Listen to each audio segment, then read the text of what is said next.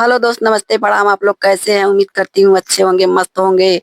हम आपके सामने एक छोटा सा गाना गाने जा रही हूँ। हमारे गाना को सुनकर बताइए कमेंट में कैसा है कैसा नहीं।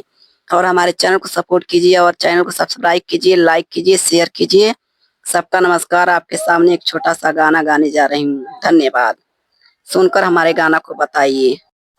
मत जानी ले कन्हैया हो, पानी से निर्मल बा, पानी से निर्मल बा हो, पानी से निर्मल बा हो, पानी से निर्मल बा।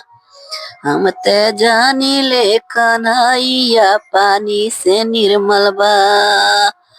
मियां मौलवी के सुनी जा कहानी, रे शंख करन चले लेके लोटवा के पानी।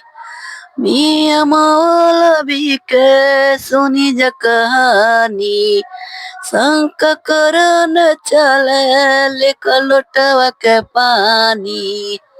अरे सबसे महान बड़ी पंछी चिड़ैया हो, पानी से निर्मल बा। हम ते जानी ले कन्हैया, पानी से निर्मल बा।